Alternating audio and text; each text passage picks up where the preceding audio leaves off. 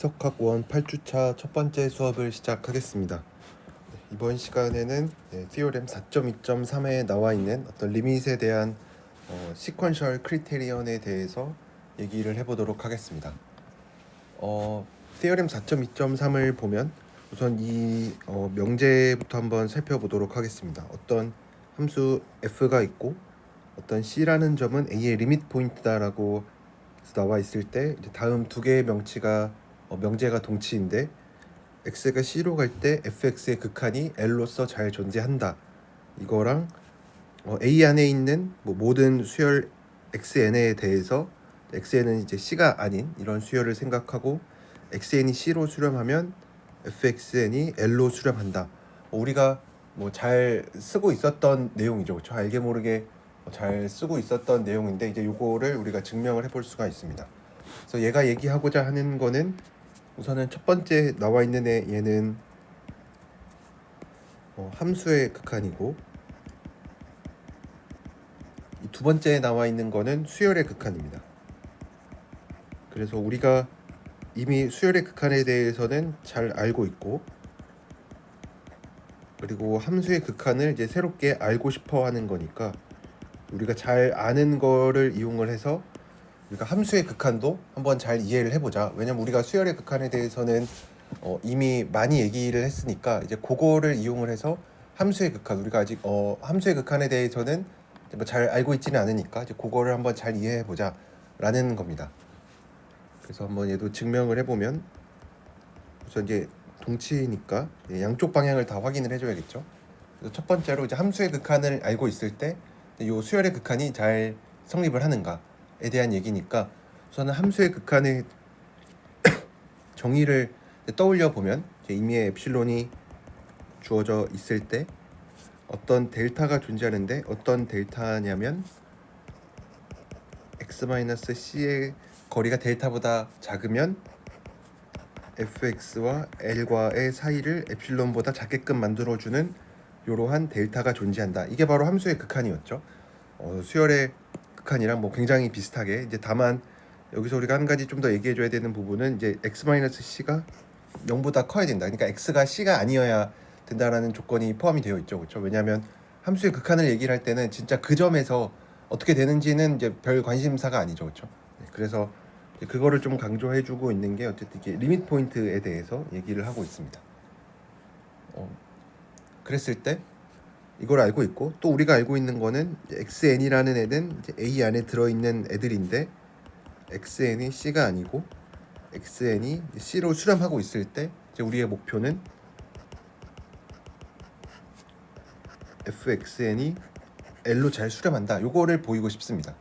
그러면 이제 우리가 또 이용을 해줘야 되는 거는 요 xn이 c로 수렴한다 라는 게 뭐냐면 얘도 마찬가지로 어떤 임의의 양수 n이 엡실론이 주어져 있을 때 어떤 자연수 라지 n이 존재하는데 어떤 자연수냐면 n이 요 라지 n보다 크면 xn과 c 사이의 거리를 엡실론보다 작게 만들어 줄 수 있다 요겁니다.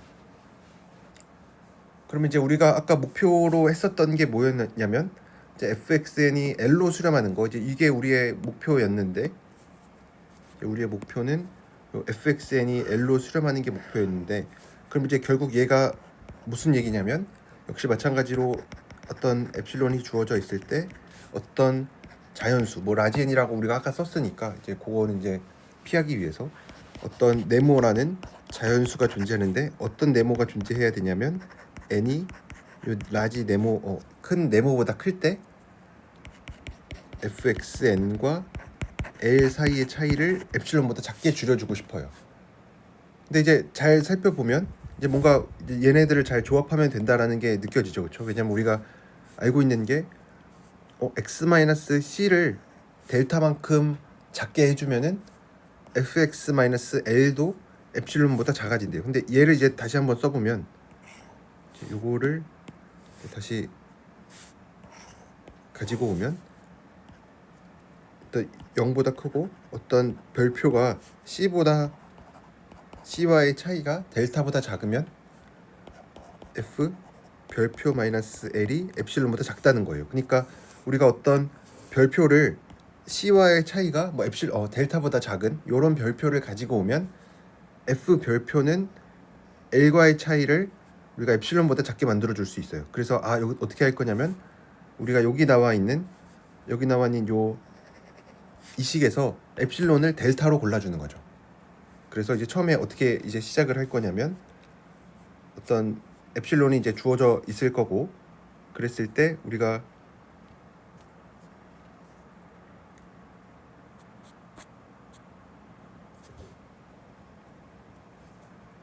그래서 이거를 이용을 하면은 이제 어떤 엡실론이 주어져 있을 때 우리는 어떤 대문자 n이 존재해서 어떤 요 델타, 이제 요 델타를 가지고 올 건데, 여기 나와 있는 이제 순서대로 아예 처음부터 적어 보면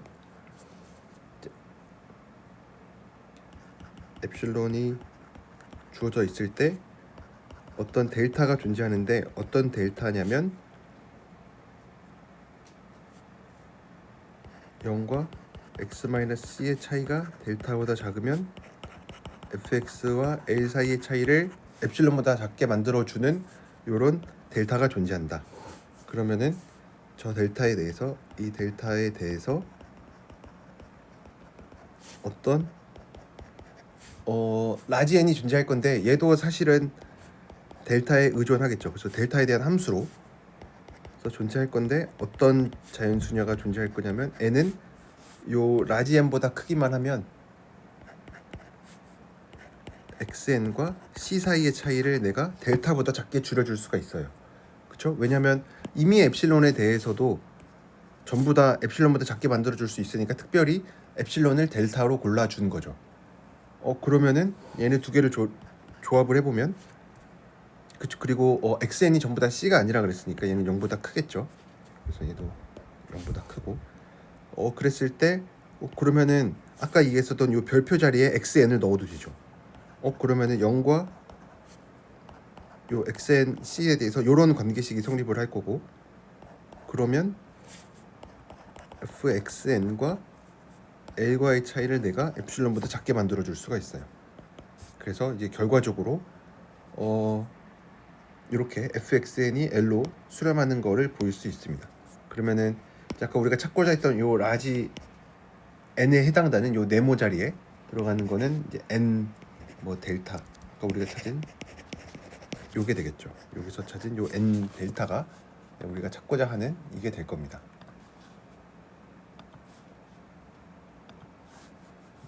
그래서 이렇게 보일 수가 있고, 이제 반대 방향도 보여보도록 하겠습니다. 반대 방향은 모든 수열 xn에 대해서 뭐 이제 xn이 c로 수렴하고 fxn이 뭐 l로 수렴하면은 극한값이 존재한다. 요거를 보여주면 됩니다. 그래서 여기에서는 이거를 증명하기 위해서 기류법을 쓰려고 합니다. 그럼 이제 뭘 가정을 할 거냐면 x가 c로 갈 때 fx의 극한값이 l이 아니라고 가정을 하는 겁니다. 그럼 이제 얘는 이제 이 뜻이 뭐냐면 극한값이 존재하지 않는 거죠, 그렇죠? 그래서 얘는 이제 이거에 얘를 이제 우리가 수식으로 적어봐야 되는데, 수식으로 적어보면은 x가 우선 이제 이거에 부정을 해야 되니까 우선 얘가 원래 뜻이 뭐였냐면, 이거의 정의가 뭐였냐면 임의의 엡실론에 대해서 어떤 델타가 존재하는데, 어떤 델타냐면 0과 x-c의 거리가 델타보다 작으면 fx와 l 사이의 거리를 엡실론보다 작게 만들어 줄 수 있다. 그러니까 이거에 부정을 해야 되니까 모든 엡실론에 대해서 어떤 델타가 존재하는데 x-c 사이의 거리를 줄이면 fx와 l 사이의 거리도 내가 줄여줄 수가 있다. 그래서 뭐 말로 적어보면 x와 c 사이의 거리를 줄이면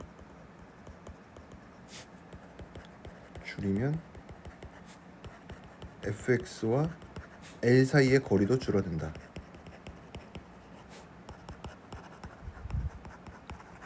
그래서 이제 요거를 이제 수식으로 적어보면 어떤 엡실론이 존재하는데, 뭐 엡실론 제로라고 표시를 해보면 모든 델타에 대해서 어떤 엡실론 제로가 존재하는데 어떤 것들이 존재하냐면 x-c 사이의 거리를 내가 임의로 줄여도 fx와 l 사이의 거리는 줄어들지 않는다. 말로 다시 적어보면 x와 c 사이의 거리를 아무리 줄여도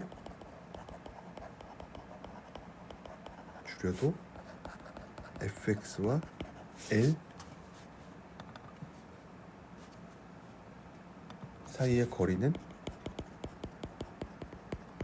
줄어들지 않는다. 이렇게 얘기를 해줄 수가 있습니다. 그래서 요거를 가정을 합니다. 이제 그러면은 이제 우리가 이용해야 되는 명제는 이제 요건데, 그러면 이제 우리가 뭐 많이 했었던 것처럼 어떤 얘기를 할 거냐면 모든 델타에 대해서 요런 게 존재하니까 이제 델타를 1로 생각을 해주면 어떤 엡실론 제로가 존재하는데 어떤 엡실론 제로냐면 0과 x-c가 델타보다 작아져도 fx와 l 사이의 거리가 엡실론 제로보다 항상 커지는 이제 이런 게 존재합니다. 그래서 우리가 요 x를 x1이라고 골라보고 델타 하나 고를 때마다 이런 x를 우리가 생각을 해줄 수가 있는 거니까, 그러면은 이제 비슷하게 델타가 2분의 1에 대해서도 어떤 엡실론 제로가 존재하는데 어떤 엡실론 제로냐면 0과 x2 사이의 거리가 델타를 1로 골랐으니까 2분의 1보다 작아도 fx와 l 사이의 거리는 엡실론 제로보다 커지게끔 하는 그런 게 존재합니다. 그래서 계속해보면 델타를 우리가 n분의 1로 골라주면 어떤 엡실론 제로가 아까 존재했는데 어떤 엡실론 제로가 존재했냐면 xn과 c 사이의 거리를 우리가 n분의 1보다 작게 만들어줘도 fx와 l 사이의 거리는 항상 엡실론 제로보다 커지게끔 해줄 수가 있습니다. 그럼 이게 결국 무슨 얘기냐면 C로 수렴하면서 하는 어떤 수열 xn을 우리가 만들었습니다. 근데 이제 얘는 당연히 xn은 C가 아니면서 이런 수열을 만들었는데 얘는 뭘 만족하냐면 xn은 C로 수렴하는데 fxn은 L로 수렴하지 않습니다. 그래서 모순인 거죠, 그렇죠? 왜냐하면 우리가 C로 수렴하는 모든 수열에 대해서 fxn이 항상 L로 수렴해야만 했는데 그렇지 않을 수도 있는 거죠, 그렇죠? 그래서 모순이 됩니다. 그래서 theorem 4.2.3이 얘기해 주는 거는 우리가 잘 알고 있는 수열의 극한을 이용을 해서 함수의 극한을 잘 이해할 수가 있다라는 겁니다. 그래서 이제 요거를 하고 나면은 우리가 알게 모르게 되게 많이 썼던 것 중에 하나가 지난 시간에도 얘기를 했었는데 sin x분의 1 x가 무한대로 할 때 그럼 이제 우리가 이제 요거는 이제 무한대에서 연속 이런 걸 얘기하기 좀 힘드니까 만약에 그냥 x가 1로 갈 때 sin 코사인 x 요런 거 물어보면은 우리가 그냥 얘는 뭐 사인 안에다가 코사인 1이다 뭐 이렇게 얘기를 하죠. 그래서 우리의 흐름은 얘가 1에 1에서 이제 연속이 잘 되니까 그래서 이런 것들을 잘 얘기를 해줄 수가 있습니다. 우리가 함수의 극한을 이제 수열의 극한으로서 이해를 하니까 이거의 되게 큰 장점 중에 하나는 여기 나와 있는 따름 정리 4.2.4 여기에 있는 애들은 이제 증명을 안 해도 되는 거죠. 왜냐하면 수열의 극한에서 우리가 전부 다 증명을 이미 한 거니까 함수의 극한도 우리가 수열의 극한으로서 이해를 하면은 전부 다 바로 공짜로 얻을 수가 있는 거죠. 그래서 theorem corollary 4.2.4는 제가 넘어가도록 하고, 그 다음에 따름 정리 4.2.5도 얘도 우리가 아까 방금 얘기했었던 이 함수의 극한에 대한 크리테리언을 이제 대우 명제를 생각해주면 됩니다. 그래서 얘가 한번 읽어보면 f가 함수 a에서 잘 정의된 함수이고 c가 리밋 포인트일 때 만약에 어떤 두 개의 서로 다른 수열 xn과 yn이 존재하는데 둘 다 뭐 C는 아니고 어떤 걸 만족할 거냐면 xn과yn이 전부 다 C로 수렴하는데 이거 제가 제일 중요한 걸 빼먹는 다른 거. xn과 yn 모두 C로 수렴은 하는데 fxn이 fyn과의 극한값이 서로 다르면 그러면은 C에서의 이 함수의 극한이 존재하지 않는 거죠. 그렇죠? 왜냐하면 결국 앞에서 했었던 얘기가 뭐냐면 함수의 극한이 존재한다라고 하는 거는 뭐랑 동치였냐면 C로 수렴하는 이렇게 쓰는 게 낫겠다. C로 수렴하는 모든 수열, 뭐 C가 아닌 수열 xn에 대해서 fxn이 모두 같은 값으로 수렴해야 돼요. 이게 함수의 극한이 존재한다라는 거랑 동치였는데 만약에 내가 똑같이 C로 수렴하는 수열인데 이 함수를 씌웠을 때 이 수열의 극한이 다른 거, 그러니까 여기서처럼 xn과 yn이 모두 C로 수렴을 하는데 fxn과 fyn이라고 하는 어떤 새로운 수열을 생각을 했더니 걔네 두 개의 극한값이 다르다. 이제 그러면은 우리가 얘는 함수의 극한이 그 C에서 존재하지 않는구나라고 결론을 내릴 수가 있는 거죠. 그래서 이것도 우리가 자연스럽게 바로 받아들일 수 있는 부분입니다. 이제 그러고 나면은 이게 예제 4.2.6에 있는 이제 요거를 이제 증명을 해줄 수가 있는데 x가 0으로 갈 때 sin x분의 1이 존재하지 않는다. 뭐 우리가 그럴 것 같죠, 그렇죠? 왜냐하면 sin x분의 1의 그래프를 그려보면 저 멀리에서는 얘가 0이 되는 게 결국은 n파이들이니까 x가 n파이분의 1일 때 0이 되는 거죠, 그렇죠? 그래서 저 멀리에서부터 널찍널찍하게 오다가 0 근처에서는 계속 진동을 하겠죠, 그렇죠? x는 0 근처에서 진동을 할 거니까 뭐 극한값이 존재하지 않는다. 뭐 이렇게 우리가 그냥 받아들이고 있는데 이걸 이제 증명을 하려면은 진짜로 그런가 생각해 보면 이제 증명을 해야겠죠, 그렇죠? 그래서 증명을 할 때는 이제 극한값이 사실은 존재하지 않는다라는 거를 이제 알려줬으니까 우리의 증명 방향은 존재하지 않는다라는 거를 증명하기 위해서 이제 뭘 이용을 해야겠다 이런 생각이 드는데 이제 뭐 그런 얘기가 없이 직접 판단해라, 극한값이 존재하냐 존재하지 않느냐 이제 이런 얘기를 물어보면은 우리가 뭐 그래프를 그리든 뭐 좀 더 생각을 하든 증명 그거에 대해서 우리가 정당화를 해야 되는데 얘가 극한값이 존재할까 안 할까. 얘는 이제 우리가 알고 있는 것처럼 그래프를 대충 그려보면 얘는 0 근처에서 계속 진동을 하고 있으니까 존재하지 않을 것 같다. 이렇게 생각을 해줄 수가 있고 그러면 이제 우리의 목표는 극한값이 존재하지 않는다라는 쪽으로 가야 되니까 서로 다른 두 개의 수열을 잡을 필요가 있죠. 0 근처에서 얘기하고 있는 거니까 xn과 yn이 이제 둘 다 0으로 가고 이제 둘 다 0은 아닌 항등적으로 0이 아닌 수열에 대해서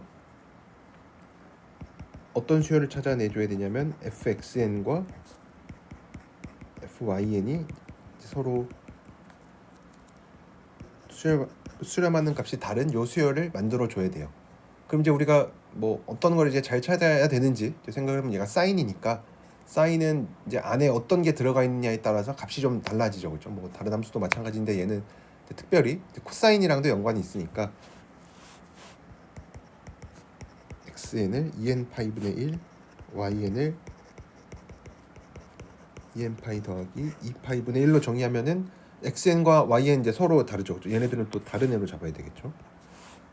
그러면 이제 얘는 이제 우리가 원하는 조건을 만족하고 다 0으로 가고 근데 이렇게 잡은 이유는 fxn을 생각을 해주면 얘는 sin 2n파이여서 1이 됩니다. 0이 됩니다. 근데 fyn을 생각을 해주면 얘는 sin 2n파이 더하기 2분의 파이여서 얘는 이제 코사인이 되죠, 그렇죠? 코사인 2n파이니까 얘는 1이 됩니다. 그래서 fxn은 뭐 항등적으로 여기긴 한데 0으로 수렴을 하고 0으로 이제 수렴을 하는 거고 fy는 뭐 항등적으로 1이니까 1로 수렴하고 근데 두 개의 값이 다르죠, 그렇죠? 그래서 sin x분의 1은 x가 0으로 갈 때 극한값이 존재하지 않는구나 라고 우리가 그냥 뭐 그래프로 그려서 그냥 진동한다라고 해서 아마 고등학교 때는 넘어갔을 수도 있는데 뭐 여기서 이제 엄밀하게 이렇게 증명을 해줄 수가 있습니다. 그러면 이제 함수의 극한 얘기를 했으니까 이제 당연히 그 다음에 나오는 거는 이제 연속에 대한 얘기죠, 그렇죠? 뭐 함수의 극한이랑 뭐 연속이랑은 사실 뭐 큰 차이가 없으니까 거의 뭐 똑같은 얘기인데 우리가 저번 시간에 얘기했었던 거 한번 떠올려 보면 연속이라는 거는 결국 극한 값 존재하고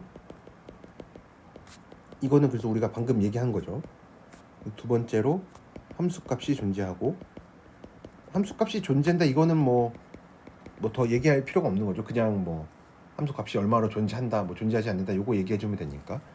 세 번째로는 그 둘이 같다. 그래서 결국 에센스는 이제 연속이라는 거의 결국 핵심은 극한값에 있는 거죠. 함수값이 존재한다 이거는 뭐 함수값을 뭐 주냐 안 주냐 뭐 정의가 되어 있냐 안 되어 있냐 뭐 요 정도 차이니까 뭐 둘이 같은 것도 뭐 같은 얘기고. 그래서 연속이라는 건 이제 정의가 뭐가 달라졌는지 조금 생각을 해보면 어떤 함수 f가 점 C에서 연속이다 라고 하는 거는 이미 엡실론에 대해서 어떤 델타가 존재하는데 x-c가 델타보다 작으면 이제 아까랑 다른 점은 아까는 극한값을 얘기를 하니까 C에서의 뭐 정보가 전혀 중요하지 않았죠, 그렇죠? 그래서 C를 의도적으로 뺐는데 여기에서는 이제는 0보다 크다는 얘기 이런 게 없죠, 그렇죠? 이런 게 없죠, 그렇죠? 그리고 x가 a 안에 원소일 때 fx와 이것도 제가 잘못 썼는데 fc죠, 그렇죠? 그때는 이제 극한값이 l이다 이런 식으로 얘기를 했는데 이제는 우리가 타겟으로 하는 게 함수 값이어야만 하니까 fx와 fc 사이의 거리가 에필론보다 작아진다 라고 얘기를 해줄 수가 있는 거죠. 그리고 이것도 제가 저번 시간에 얘기를 한 건데 함수의 연속이라는 거는 결국은 로컬한 개념이죠, 그렇죠? 국소적으로 점 C에서만 정의가 되는 겁니다. 근데 이제 더 나아가서 만약에 f가 정의역 안에 있는 모든 점에 대해서 연속이면 우리는 이제 f가 어떤 집합 A에서 연속이다 라고 얘기를 해줄 수가 있는 거죠. 그래서 애초에 연속이라는 개념은 한 점에서만 하는 얘기입니다. 한 점에서.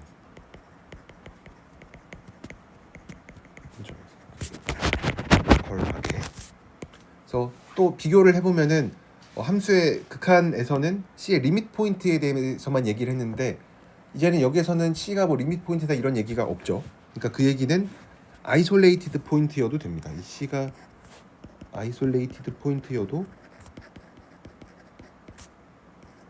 허용을 해줍니다. 그래서 우리가 뭐 별로 요런 거는 잘 따지지는 않는데 그래서 여기 마저 얘기를 해보면 그래서 f가 이제 C에서 연속이다라는 얘기는 이제 함수의 극한값과 C에서의 극한값과 함수값이 같다. 그래서 여기 나와 있는 것처럼 C가 리밋 포인트면은 괜찮고 그럼 이제 문제는 아이솔레이티드 포인트면은 어떻게 될까? 그러니까 이런 상황인 거죠. 함수의 그래프가 이렇게 되어 있고 저 멀리 떨어져 있어서 여기 이렇게 하나 딸랑 이렇게 되어져 있으면은 여기에서 연속인 거를 이제 따지고 말고가 사실 뭐 큰 의미가 없는데 이제 그래도 얘기를 해보면 아이솔레이티드 포인트는 이제 다시 정의를 떠올려 보면 아이솔레이티드 포인트는 결국은 리밋 포인트가 아닌 걸로 우리가 정의를 했었죠. 리밋 포인트는 이미의 엡실론 네이버호드를 생각을 해도 A와의 교집합이 있는 거니까 아이솔레이티드 포인트는 C가 요점 이제 C라고 했을 때 아이솔레이티드 포인트라고 하면은 이 주위에는 자기 자신밖에 없는 거예요. 어떤 델타 네이버후드를 잡아도 자기 자신만 있는 거죠, 그렇죠? 이렇게 뭐 C 마이너스 델타, C 플러스 델타를 잡아도 이제 자기 자신밖에 없는 거니까 아이솔레이티드 포인트에서는 뭐 극한값 이런 거를 얘기하기가 좀 그렇죠. 왜냐면 왼쪽 오른쪽에서 와야 되는데 올 곳이 없으니까 그냥 뭐 얘기를 하기가 좀 어렵지만 그래도 우리가 연속이라고 얘기를 해줍니다. 왜냐면 애초에 이 근방 안에는 C점밖에 없으니까 FC-FC가 항상 에프실론보다 작아지니까 그래서 뭐 굳이 따지자면은 아이솔레이티드 포인트에서도 연속이다라고 얘기를 해줄 수 있는데 우리가 뭐 이런 좀 어떻게 보면 이제 큰 틀에서는 좀 사소한 거죠, 그렇죠? 우리가 진짜로 원하는 건 이제 이런 이제 아이솔레이티드 포인트가 아닌 이런 점들에 대해서 얘기를 해주고 싶은 거니까. 그래서 티어렘 이제 3.2에서 나와 있는 거는 연속을 어떻게 캐릭터라이즈 할 거냐. 그럼 이것도 결국은 함수의 극한과 연관이 있겠죠. 그렇죠? 왜냐하면 그 연속이라는 것도 함수의 극한을 우선 얘기를 해줘야 되니까 함수의 극한만 알면은 사실 뭐 다 되는 거죠. 그렇죠? 그래서 여기에서도 마찬가지로 제가 두 번째 있는 거는 뭐 일부러 적지는 않았는데 뭐 엡실론 네이버후드 뭐 이런 게 되어 있어서 뭐 그거는 뭐 크게 중요한 거는 아니고, 그래서 한번 얘도 한번 읽어보기만 하면은 됩니다. 왜냐하면 함수의 극한에 대해서 이미 얘기를 했기 때문에 이제 바뀌는 거는 아까 봤었던 것처럼 x-c가 이제는 0보다 크다라는 얘기가 없어도 된다. 왜냐면 이제 c라는 점도 포함을 해도 되는 거니까. 그랬을 때 얘도 여기서 fx-fc c가 엡실론보다 작게 줄여줄 수가 있다. 그럼 이제 xn이 c로 수렴을 할 때 이제 a 안에 있는 수열들 중에서 이제 걔네가 전부 다 c로 수렴을 하면은 fxn도 fc로 뭐 가져와야 되고, 뭐 결국은 이게 뭐 이런 얘기가 된다. 그래서 이것도 우리가 함수의 극한을 잘 이해하고 있으면은 연속은 뭐 그냥 함수의 극한으로부터 바로 알 수 있는 거니까. 그러면 이제 디스컨티뉴어스에 대한 것도 마찬가지로 우리가 디스컨티뉴어스인 거는 어떤 수열을 가지고 올 건데 A 안에 있는 어떤 수열을 가지고 오는데 x에는 c로 수렴을 하는데, 이제는 아까는 이제 극한값 얘기를 했으니까 이제 서로 다른 두 개의 극한값으로 가는 거를 보여주면 되는데, 여기에서는 이제 함수값이 딱 fc로 고정이 되어 있으니까 이제는 fx에는 fc로 수렴하지 않는 거를 가지고 오면 됩니다. 그래서 뭐 요거는 이제 뭐 디스컨티뉴어스한 걸 보이려면 연속이 아님을 보이려면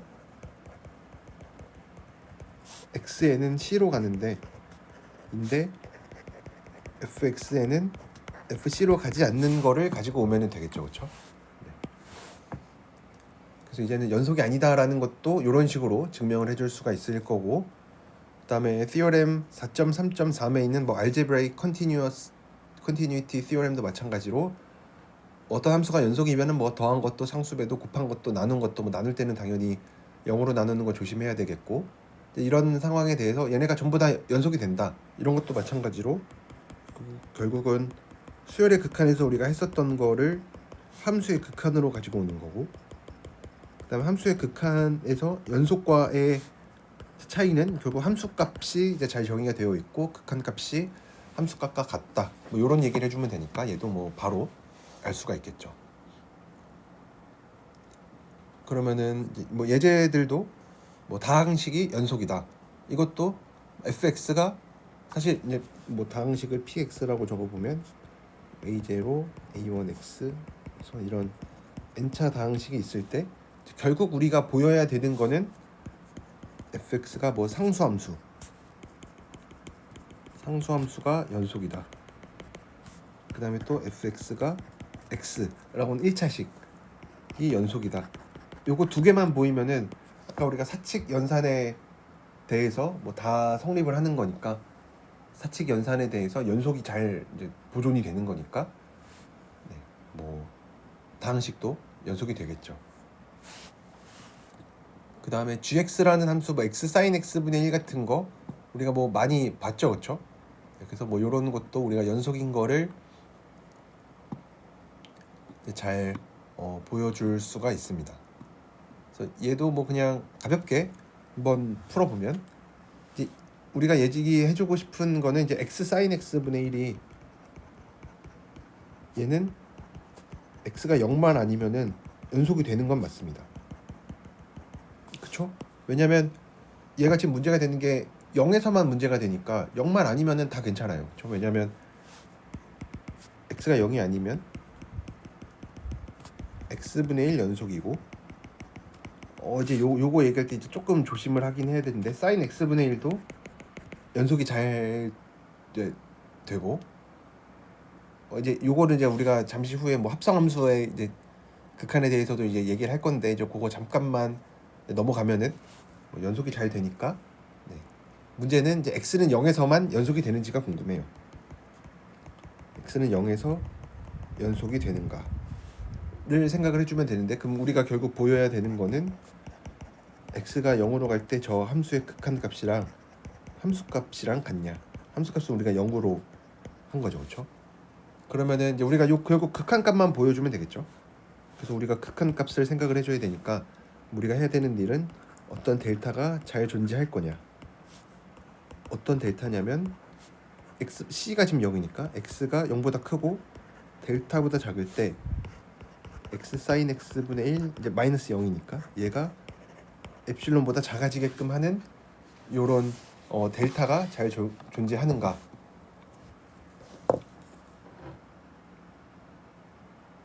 요거를 보여주면 되겠죠.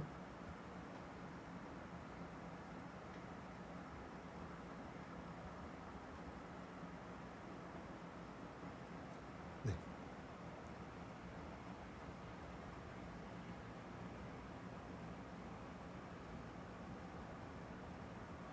그래서 요거를 이제 얘기를 해주면 되는데 결국 요 델타를 잘 골라주면 되는데 우리가 이미 뭐 알고 있는 게 x sin x분의 1에 대해서 뭐 x가 지금 0보다 크니까 x가 0이 아니죠, 그렇죠?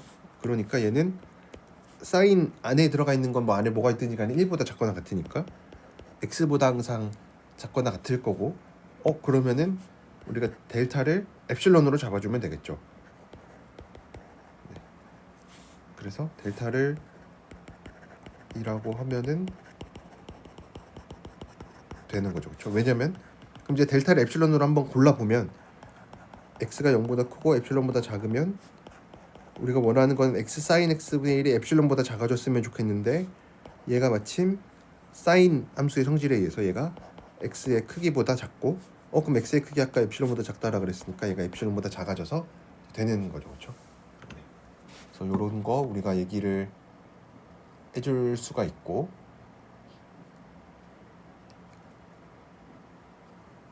이제 뭐 4.3.7은 이제 요런 가우스 기호인데 뭐 가우스 함수 기호에 대해서 얘기를 뭐 여러분들이 직접 뭐 그래프 그려보고 요거에 대해서는 여러분들이 한번 계산을 직접 하셔보시고 그다음에 예제 4.3.8도 한번 같이 봐보면 루트 x에 대해서도 이제 이것도 여러분들이 한번 계산을 직접 해보시면 좋을 것 같은데 루트 x 그래프는 우리가 이미 이렇게 잘 그리죠, 그렇죠? 이제 원점에서랑 뭐 원점이 아닌 곳에서 뭐 큰 차이가 없기는 한데 그래도 한번 나눠서 생각을 해줘야 되는 이유가 이제 뭐 계산을 해보면은 좀 나타나는데 뭐 A라는 집합 안에서 연속이 된다라는 건데 요거에 대해서 우리가 뭐 어떤 집합에 대해서 연속이다라는 거는 그냥 그 집합 안에 있는 또 한 점 골라서 생각을 해주면 되는데 A라는 게 0보다 크거나 같은 거니까 이제 결론적으로는 0일 때랑 0보다 클 때랑 나눠서 생각을 해줘야 되는데 딱 요것만 봐서는 왜 나눠야 되는지가 감이 잘 안 오죠, 그렇죠? 그래서 그냥 뭐 일반적으로 0보다 큰 거 C 하나 골라봐요. 그랬을 때 우리가 해야 되는 일은 C에서 연속이다. 그래서 연속이 된다. 그럼 결국 보여야 되는 거는 x가 c로 갈 때 뭐 fx가 루트 x가 루트 c로 간다. 요거 보여주면 되겠죠. 아니면 뭐 요거랑 똑같은 얘기가 결국은 x-c가 델타보다 작을 때 루트 x 마이너스 루트 c가 엡실론보다 작아지게끔 하는 요 델타를 잘 잡아줄 수가 있는가에 대한 얘긴데 그럼 이제 우리가 수열의 극한에서도 많이 봤었던 것처럼 요 오른쪽에 있는 거를 잘 변형을 시켜줘야겠죠. 루트 x 마이너스 루트 c인데 얘를 어쨌든 최대한 x 마이너스 c 쪽으로 만들어 줘야 되니까 우리가 해야 되는 일은 이제 분자 분모에다가 루트 x 플러스 c를 곱하면 얘는 이게 되겠죠. 그리고 이미 c는 고정이 되어 있으니까 루트 x는 계속 움직이고 있으니까 얘보다는 루트 c를 다루는 게 편해요. 그래서 x 마이너스 c가 되니까 그래서 얘가 델타보다 작으면 얘를 엡실론으로 잡아주면 되니까 델타를 루트 c 엡실론으로 잡아주면 되는구나. 이제 그러면은 이제 델타를 루트 c 엡실론으로 고르면 이제 처음부터 이렇게 골랐다라고 이런 과정 없이 풀이를 쓸 때는 이렇게 놓으면은 x-c가 루트 c 엡실론보다 작으면 이제 무슨 일이 생기냐면 우리가 줄여주고 싶은 거는 이 함수 값의 차이, 루트 x와 루트 c와의 차이인데 얘가 루트 x 더하기 루트 c이고, 그러면은 얘는 루트 c분의 x-c의 크기보다 작은데 x-c의 크기는 우리가 루트 c 곱하기 엡실론보다 작다라 그랬으니까 루트 c 엡실론에서 엡실론보다 작아진다. 그래서 연속이 되는구나 라고 해줄 수가 있는데, 여기서도 이제 여러분들이 약간 찝찝함을 이제 느낄 수가 있죠. 그렇죠? 왜냐면 c가 0이면은 요 분모에 루트 c 같은 게 계속 있으면은 안 되니까. 그래서 이거는 c가 0보다 클 때 해당이 됐었던 거고, c가 0일 때는 따로 해주면 되겠죠. 뭐 그렇게 더 어렵지 않겠죠. 그럼 c가 0에서 연속이냐 라고 물어보는 거는 x가 델타보다 작을 때 루트 x가 엡실론보다 작아지냐 이건데, 이거는 뭐 더 쉽죠. 그렇죠? 델타를 엡실론 제곱으로 잡아주면 되겠죠. 그래서 요런 델타를 우리가 잘 골라주면은 루트 x도 진짜 연속 함수인 거를 보여줄 수가 있습니다. 그래서 뭐 요런 것들을 얘기를 해줄 수가 있고, 그러면은 이제 우리가 좀 더 예제를 하나만 더 풀어보면, 이게 요 델타를 잘 잡는 거를 여러분들이 잘 하셔야 되니까 이거를 얘기하기 전에 이거 정리 증명을 하나 하고 예제를 좀 풀어보겠습니다. 그거는 이제 아까 제가 얘기하기로 하고 넘어간 건데, 합성함수에 대한 얘기입니다. 합성함수도 연속이 잘 된다라는 거 알고 있죠, 그렇죠? 뭐 정의역, 치역만 이렇게 서로 합성해줄 때 뭐가 잘 되면은, 그렇죠? 그래서 얘가 얘기하는 것도 f랑 g라는 함수가 주어져 있는데 f의 치역이 b 안에 잘 들어가 있다. 그래서 이 합성함수 자체가 뭐 a에서 잘 정의가 되어 있다.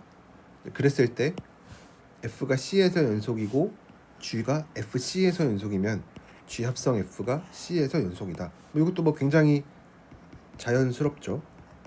그래서 뭐 얘도 증명을 해보면, 이제 우리가 알고 있는 거 이제 두 개를 써보면 f가 c에서 연속이고 g가 fc에서 연속이어야 되니까, 그러면 이제 우리가 f가 c에서 연속이다.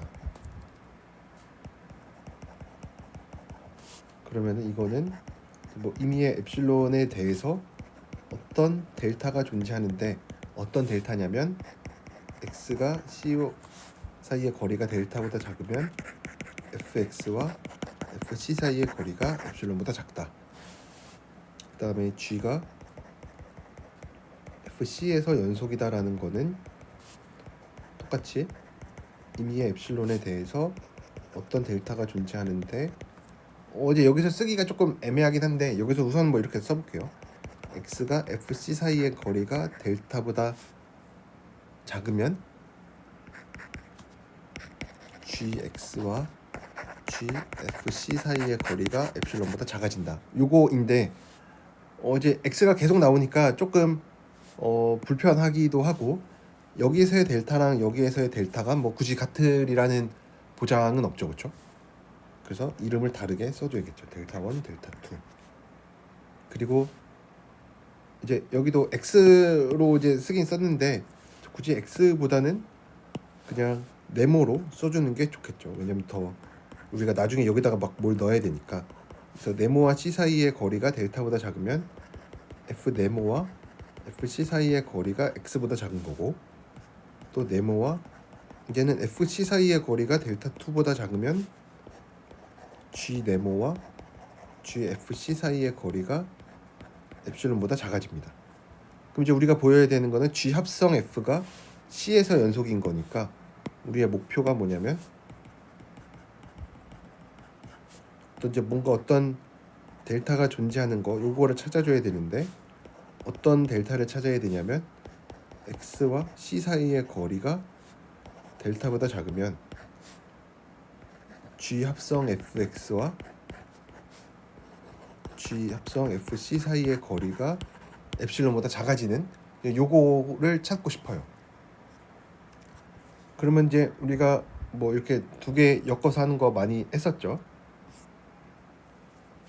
아까처럼 델타 2가 주어져 있을 때 우리가 하고 싶은 게 뭐냐면 이제 결국은 네, 여기에서도 뭐 네모라고 적어보면 결국은 이제 얘네 두 개를 잘 이용을 해야 되니까 여기에 있는 뒤에 있는 결론이랑 여기서 가정이 서로 얽혀 있죠, 그렇죠? 그래서 어떻게 할 거냐면 또 델타 2는 주어져 있으니까 주어진 델타 2에 대해서 x-c가 델타 1보다 작으면 fx와 fc 사이의 거리가 델타 2보다 작아지게 해줄 수 있어요.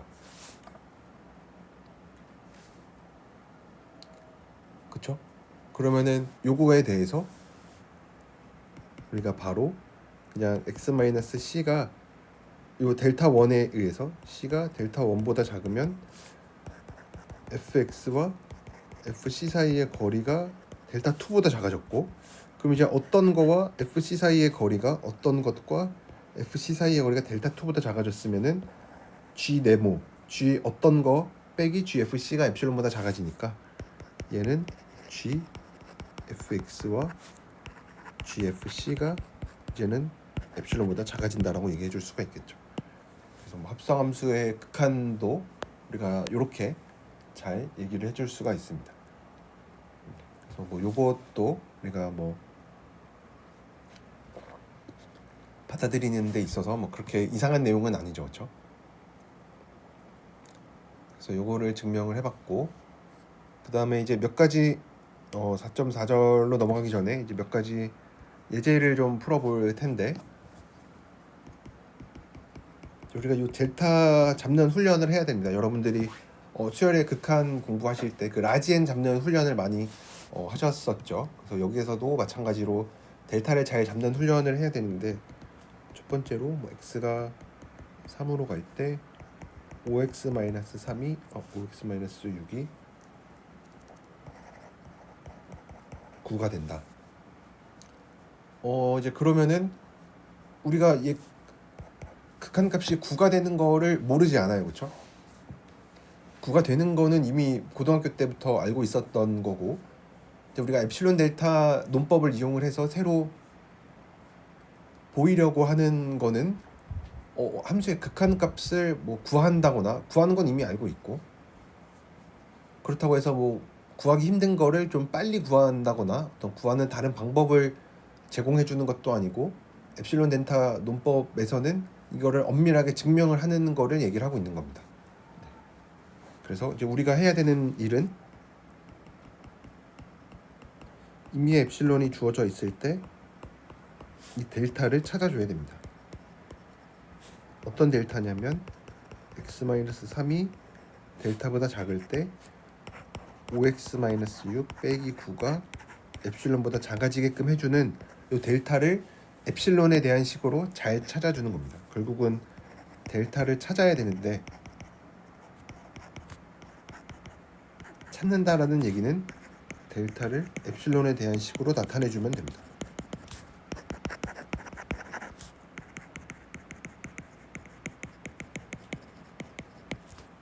왜냐면 이미 엡실론이 주어져 있을 때 델타가 뭐냐라고 물어보는 건데, 이미 엡실론이 뭐 주어져 있을 때 델타가 뭐 10 엡실론이다 뭐라고 얘기해주면은 뭐 그런 델타가 이제 존재하는 거죠, 그렇죠? 엡실론이 하나 정해질 때마다 델타를 하나씩 골라줄 수가 있는 거니까.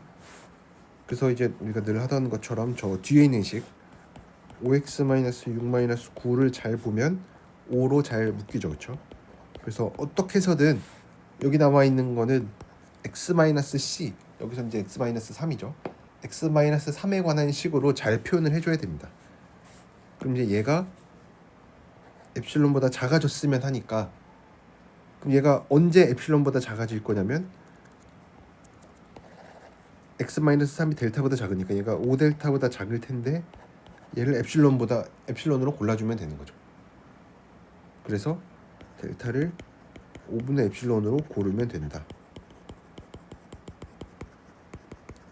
그럼 이제 뭐 풀이를 쓸 때는 뭐 이런 과정 없이 그냥 델타를 5분의 엡실론이라고 하자 라고 하면은 x-3이 5분의 엡실론보다 작으면 5x 마이너스 6 마이너스 9는 뭐 해서 5 곱하기 x 마이너스 3이니까 엡실론보다 작아진다. 그래서 뭐 이렇게 증명을 해줄 수가 있겠죠. 그러면은 이제 비슷하게 예제 4.6.5도 보면 여기서는 이제 2차식이 등장을 하는데 x제곱 더하기 x 마이너스 1이 5가 됨을 보여라. 여기서도 마찬가지로 엡실론이 주어져 있을 때 x 마이너스 2 사이의 거리가 얘 크기가 델타보다 작으면 x제곱 더하기 x 마이너스 1 빼기 5 이거의 크기가 엡실론보다 작아지게끔 해주면 돼요. 이런 델타를 하나 찾아주기만 하면 되는 거니까 여기도 마찬가지로 요식을 이제 잘 살펴보면 x제곱 더하기 x 마이너스 1 마이너스 5는 x제곱 더하기 x 마이너스 6이고 얘는 x 마이너스 2에 x 플러스 3이 돼요. 그래서 아까처럼 이제 요걸 넣는 거죠, 그렇죠? x 마이너스 3씩 있으니까 얘가 델타보다 작다. 그래서 x 마이너스 2가 델타보다 작은 거는 괜찮아요. 그래서 얘를 델타 곱하기 x 플러스 3으로 쓸 텐데 얘도 마찬가지로 어떻게든 델타에 관한 식으로 좀 잘 나타내주면 좋겠죠. 그래서 얘가 뭐 몇 델타가 된다. 이제 그러면은 얘가 엡실론이 되게끔 하는 델타를 골라주면 된다. 이렇게 얘기를 하고 싶으니까. 근데 이제 여기는 x 마이너스 2니까 x 플러스 3을 어떻게 잘 표현하는 게 조금 힘든 느낌이죠, 그렇죠? 그래서 얘를 이제 전개를 해보면 그럼 이제 2 마이너스 델타가 2 플러스 델타니까 x 플러스 3은 뭐 5 마이너스 델타에 x 플러스 3에 5 플러스 델타가 되죠, 그렇죠? 그래서 양변에 델타를 곱해주면 델타 0보다 클 거니까 그러면 얘는 델타 양변에 델타 곱해주면 델타에 5 플러스 델타를 엡실론으로 골라주면 되는구나. 그래서 이거 2차 방정식 풀면 델타 제곱 더하기 5 델타는 0이니까 뭐 델타는 2분의 마이너스 5 플러스 마이너스 루트 막 이렇게 해도 틀린 거는 아니에요, 그렇죠? 근데 우리가 원하는 거는 델타를 뭐 최적의 델타를 뭐 골라야 되는 것도 아니고 그냥 아무 델타나 찾아주면 돼요. 우리의 목표는 그냥 요식을 만들어주는 아무 델타나 찾아주면 돼요. 그러니까 델타의 범위를 내 마음대로 해줄 수가 있어요. 범위를 마음대로. 근데 한 가지 그래도 생각을 해줘야 되는 거는 엡실론이 줄어들면 델타도 줄어들 거예요. 이거는 맞죠, 그렇죠? 왜냐하면 엡실론이 작다란 얘기는 함수값의 차이들을 내가 굉장히 작게 만들어주고 싶은 건데 그러려면은 x 사이의 거리도 되게 작았어야만 하겠죠, 그렇죠? 뭐 이거는 항상 성립하는 건 아닌데 우리가 직관적으로 생각을 했을 때 뭐 이런 뭐 그래프가 있을 때 함수값의 차이를 내가 계속 줄이고 싶으면은 이거에 대응되는 x 값들도 굉장히 줄어들고 있어야만 하겠죠. 뭐 그렇지만 어쨌든 뭐 델타를 범위를 내가 아무렇게나 뭐 정해줘도 상관없어요. 아무 델타 하나 골라주면 되니까 델타의 뭐 특정한 범위, 뭐 델타가 1보다 작은 거에서 고르겠다. 근데 델타가 뭐보다 크다 이렇게 고르려면은 안 좋아요. 왜냐면 엡실론을 줄였을 때 델타도 줄어들어야 되니까 뭐 델타가 뭐 1보다 크다 이러면은 엡실론이 계속 줄어들어도 어쨌든 델타는 1보다 커야만 하니까 뭔가 좀 그래요. 그래서 델타는 어쨌든 뭐보다 작다 이런 거에서 골라주면 괜찮아요. 그래서 특별히 델타가 1, 뭐 1이라는 숫자가 가장 간단하니까 에서 골라보자. 뭐 내 마음이죠, 그렇죠? 왜냐면 뭐 아무 델타 하나 고르면 되는데 그 중에서 나는 1보다 작은 거에서 고를 거야. 너는 뭐 1보다 뭐 적당히 큰 곳에서 뭐 골라도 상관없겠지만 나는 뭐 델타 1보다 작은 데서 고를 거야. 그러면은 x-2가 델타보다 작은데 얘가 또 1보다 작죠, 그렇죠? 그래서 x는 아까보다 조금 넉넉해졌죠, 그렇죠? 만약에 델타가 뭐 마음속으로 만약에 0.5였다. 근데 내가 지금 1보다 크게 좀 넉넉하게 잡아준 거니까 뭐 좀 널널하기는 해요. 그래서 x의 범위는 이렇게 되고 그러면은 x 플러스 3의 범위는 이렇게 돼요. 이렇게 돼요. 그러면은 아까 여기까지는 똑같아요. x제곱 더하기 x 마이너스 1 마이너스 5를 x 마이너스 2 곱하기 x 플러스 3으로 바꿔주고 x 마이너스 2가 델타보다 작으니까 얘를 델타의 x 플러스 3의 절대값으로 바꿔주는 거는까지는 뭐 델타의 범위 뭐 이런 거 상관없이 그냥 무조건 여기까지는 가야 되는 거고. 근데 이제 문제가 뭐였냐면 아까 x 플러스 3의 크기를 좀 줄이는 데 있어서 얘도 이제 델타에 관한 식으로 나타나면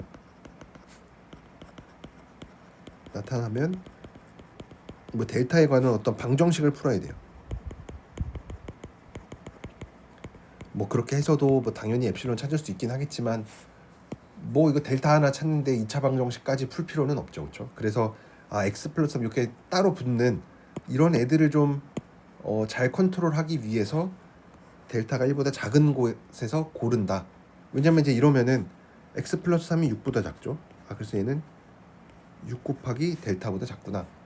그래서 얘를 엡실론으로 골라주면 되니까 델타는 6분의 엡실론이다. 근데 1보다 작아야 되겠죠, 그렇죠? 그래서 델타가 6분의 엡실론인데 1보다 작은 쪽. 그래서 요거를 좀 같이 써보면 좀 뭐 심플하게 델타는 뭐 6분의 엡실론과 1 둘 중에 작은 거로 골라주면 된다라고 해주면 되겠죠, 그렇죠? 왜냐면 그럼 이제 처음부터 그냥 아무 생각 없이는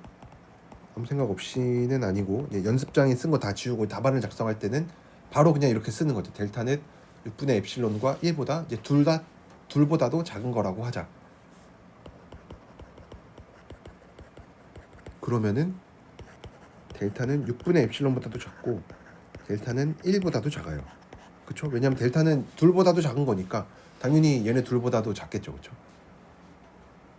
그래서 x-2가 그러면 델타보다 작으면 우리의 목표는 저거 x제곱 더하기 x-1 빼기 5 얘가 x-2의 x 플러스 3인데 여기 남아있는 x-2는 델타로 줄여주고 x 플러스 3은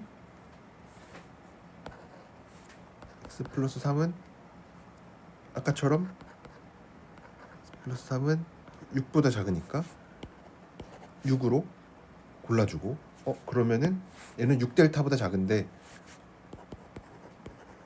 6델타는 또 엡실론보다 작아요. 그래서 이렇게 델타를 잘 골라주면 됩니다.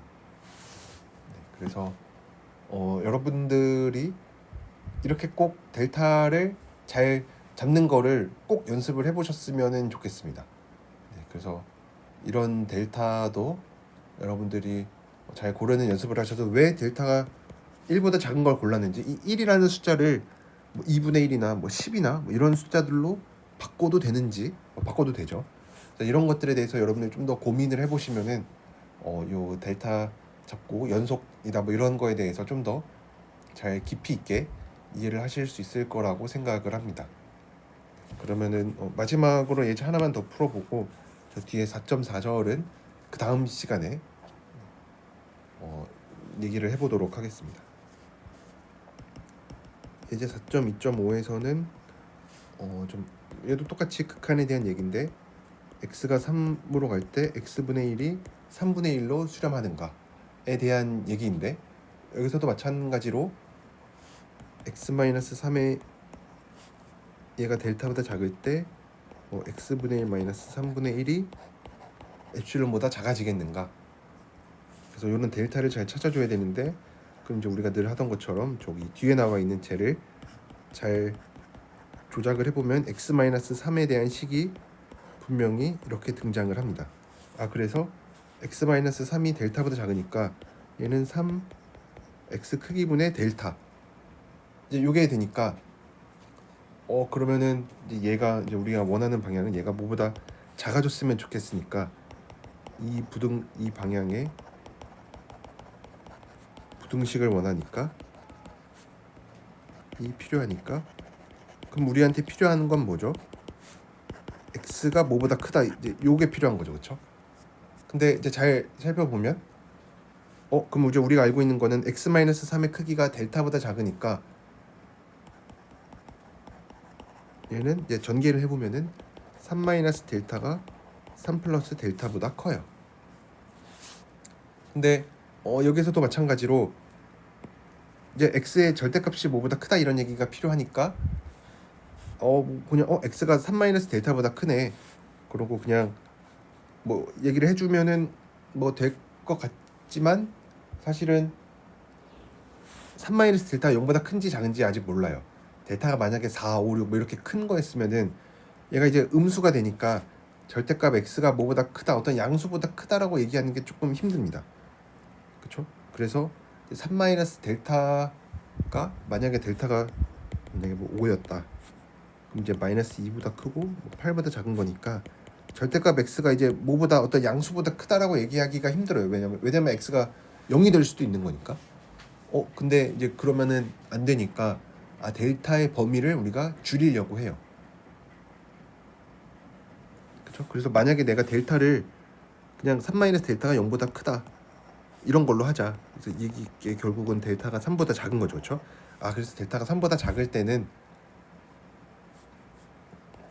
아까처럼 이제 델타가 3보다 작은 곳에서 고르면 저기까지는 다 똑같고 3 절대값 x분의 델타인데 3-델타가 0보다 크니까 3-델타 x 3 플러스 델타니까 이제는 x가 0보다 크죠. 그러니까 얘는 3 곱하기 3-델타분의 델타니까 얘가 엡실론이 되게끔 골라주면 돼요. 뭐 괜찮죠, 그렇죠? 어차피 제 델타 뭐 1차식이니까 델타 일과는 1차식이니까 뭐 델타 나오긴 할 거예요. 근데 요것도 조금 귀찮아요. 왜냐면 내가 델타의 범위를 더 줄여주면은 뭐 방정식을 굳이 안 풀어도 됩니다.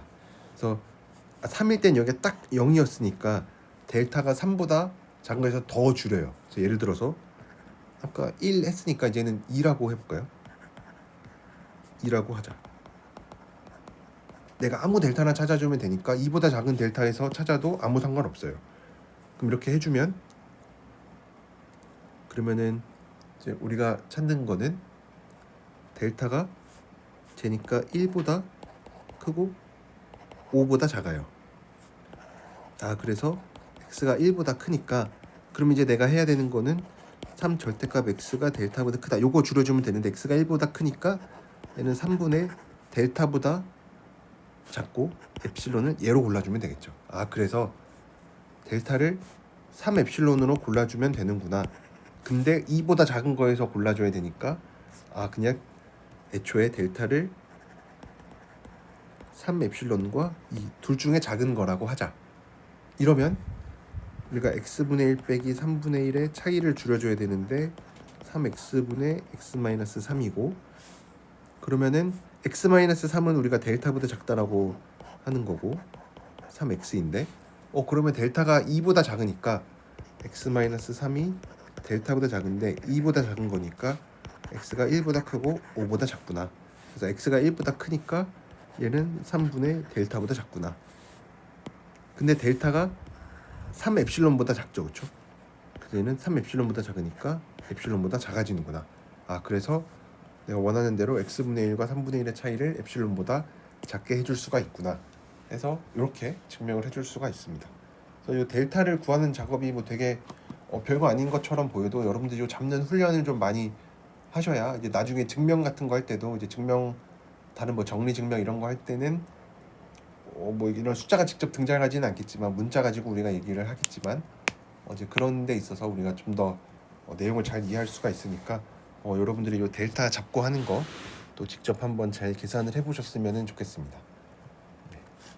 그러면은 오늘은 여기까지 하고 바로 이제 오는 이번 주 수요일에 중간고사가 있는데 제가 뭐 지난 시간 뭐 저번 주에도 얘기했었던 것처럼 중간고사 범위는 3장까지니까 여러분들이 요 뭐 4장 내용을 뭐 지금 공부하실 필요는 뭐 없겠지만 뭐 이것도 어쨌든 기말고사 범위에는 들어가니까 여러분들이 중간고사 이후에 이쪽 부분도 좀 잘 공부를 하셨으면 좋겠습니다. 그래서 오늘은 여기까지 하도록 하겠습니다.